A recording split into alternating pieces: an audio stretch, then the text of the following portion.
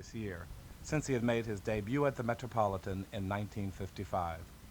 He was remembered for his strong voice and excellent acting. However, it is safe to say that his brilliant success this season as Wozzeck has catapulted him into a bigger name than anything that had happened to him previously. It is a pleasure to welcome him to Opera for You. Before we begin our interview, Mr. Uhde, let me take the opportunity to congratulate you on two excellent performances this season in Wozzeck and Don Carlo. We are most interested in Wozzeck because it has been a relatively new experience to all of us. And I wonder, how long have you been singing this role? I haven't sung it before at all. I sang it for the first time at the Metropolitan Opera. I had heard that and found it very difficult to believe on the basis of your performance in this opera. I thought you had probably been singing it for many, many years. No, I haven't. How long did it take you to prepare for this role as compared to, say, another role in another opera? Well, much longer, of course, because musically it is very difficult to learn. It takes quite a time until you get this musical texture into your system. Do you mean by that that the music itself is difficult to vocalize? No, it's not at all difficult to vocalize, but it's difficult to find your notes at first, because it's quite a different way of composing compared with the old ways like Verdi or Wagner or even Richard Strauss and even some of the modern composers. Of course, it is now compared with the very modern composers in Germany and Italy like Henze or Eck or Faulkner or Kleber or Dalla Piccola, people like that. It is not so difficult anymore, but I haven't had the chance of singing so very modern operas. It seems to me that what you are saying is that you don't feel that Wozzeck is extraordinary as the public has been saying that is. This is not quite as unique a musical experience as some of us have been led to believe. No, it really isn't. It was first given in 1925, that is 35 years ago. It was very controversial at that time, but even then there were lots of people who could see that apart from this style of composing, which was a little different to what they were used to, it was such a great work of art that it came right through to them. Mm-hmm. But now, this is quite long ago, and it's nearly classic now, compared with very modern works. I think one of the interesting things about Wozzeck is that it takes a great deal of preparation. One cannot just walk in unprepared and sit down and enjoy Wozzeck. It's absolutely necessary to know in advance something about the story. It's very important to know each word. It's very important to be prepared to know the type of music you're going to hear. And for that reason, I think that Wozzeck will be even more of a greater success as it returns to the repertoire. Yes, I think so too.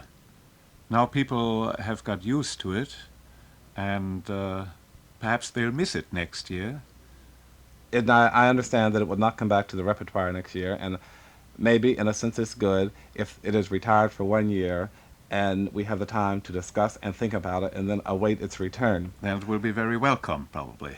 I have heard that with Wozzeck, it's very difficult to learn this role alone by the piano, that it's very necessary to have a great many orchestra rehearsals, that you must coordinate your singing with the orchestra. Yes, you're quite right in that, because the piano cannot possibly give the sound of the whole texture of the orchestra.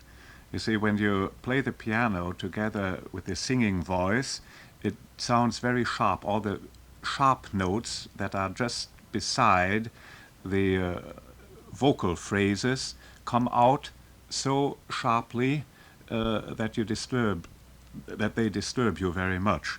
Whereas all these notes that distract you from your vocal phrases vanish into one big texture of sound as soon as they are played by the orchestra. Mm-hmm. And you don't realize that at all anymore. You have no difficulty at all in finding your notes. Speaking of the orchestra, I read the statement that Alban Berg gave most of his best musical ideas to the orchestra.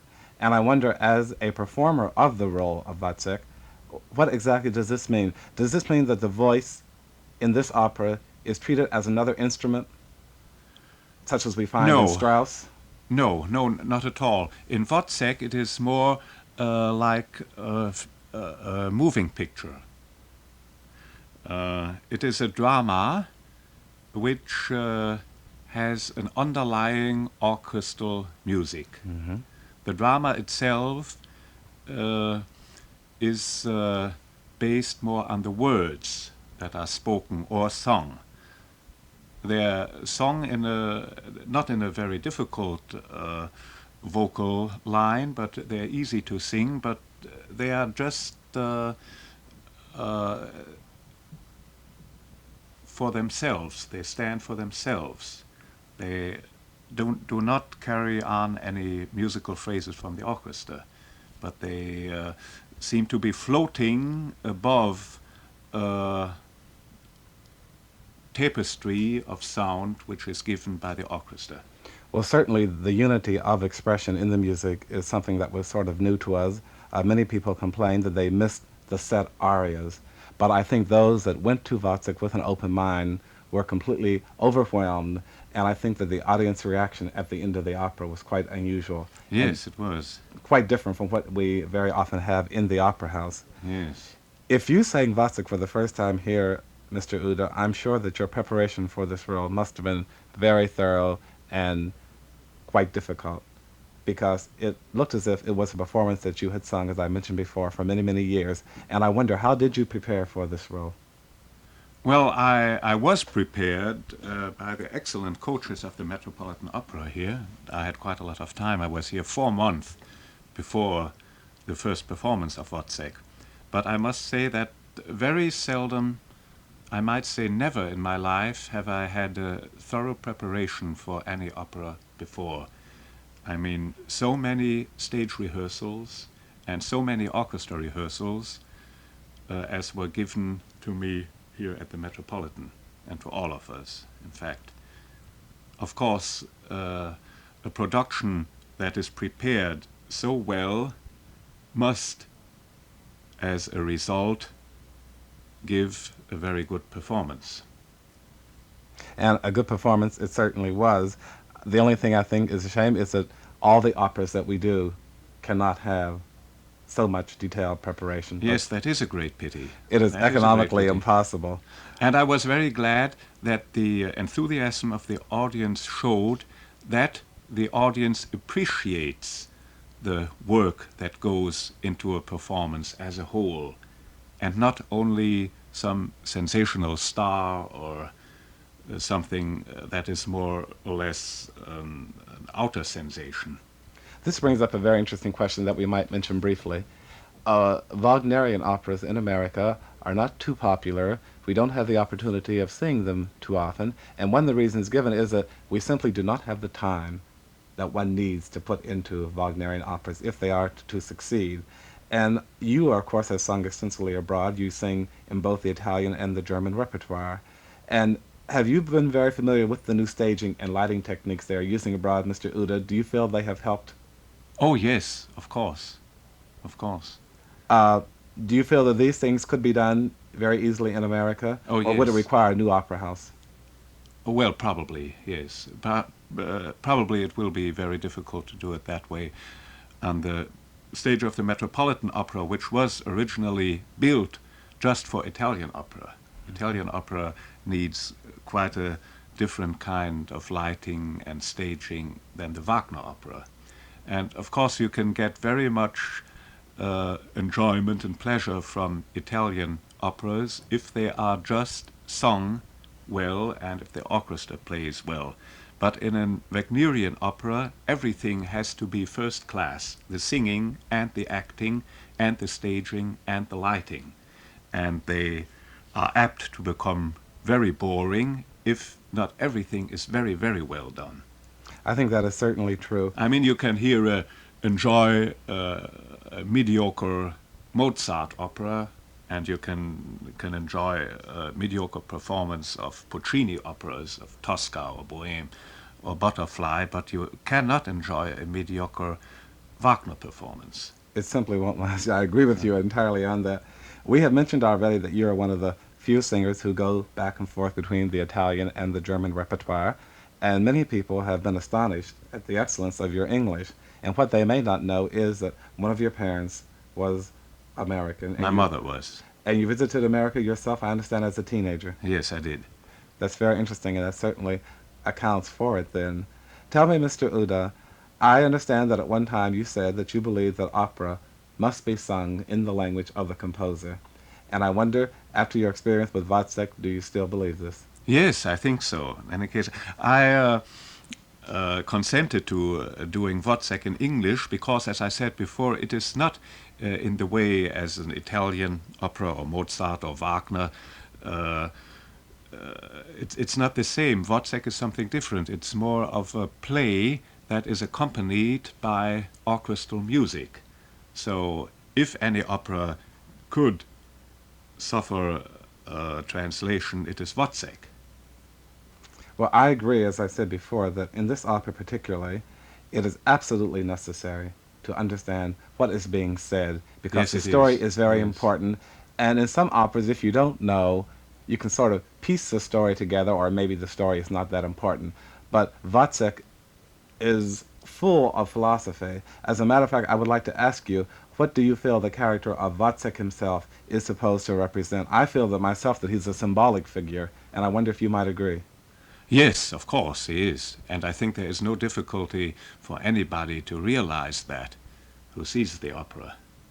And when you have a composer like Berg and a drama like Wozzeck, in which ideas, universal ideas, are expressed, the audiences just cannot grasp what is going on unless they understand the words. And I think part of the reasons for Wozzeck's success is that it has been done in English, and I myself do not really enjoy English translations, but I think this is the exception. Yes. I understand, Mr. Uhde, that you were originally a bass. Yes, I was. Did you make this change deliberately? Yes, I did, because I got so fed up with singing old people in long beards, and I always wanted to act and play interesting characters. But I'm not a real baritone. I'm a bass baritone, really. This is very interesting because I have interviewed 3 people this year who are what we call bass baritones, and some of them took offense at this classification because they said there is no such thing as a bass baritone. It is only a classification that is used in America, and you never hear this term in Europe. Oh yes, you do hear it in Europe. I was very surprised because Definitely. we certainly use it here, and I think it has meaning. Yes, But it they said has. it is never used abroad. Either you're a baritone or you're a bass. There's no such thing as a bass baritone. Well, 100 years ago, there was no such thing as a baritone. There were only tenors and basses. And even the first Wagner operas were not written for baritone, but it just says a high or a low bass. I see. So these high bass roles are the typical bass baritone roles. What are some of the roles that you do have in your repertoire that you sing currently, Mr. Uhde? Well, the roles I sing most often are Figaro, Don Giovanni, Pizarro, Re Filippo, which I much rather do than Grand Inquisitore. Scarpia is one of my famous roles, Escamille, then the Wagnerian roles like Dutchman, Telramund, Wotan, Wanderer, Gunther, and Amfortas, and a few Strauss roles like Orest, for instance. It's certainly a wide and very diversified repertoire. Unfortunately, there are a few roles which I haven't sung and which I would very, very much like to sing. They just didn't come my way yet. What might For they be, instance, Mr. Uhde?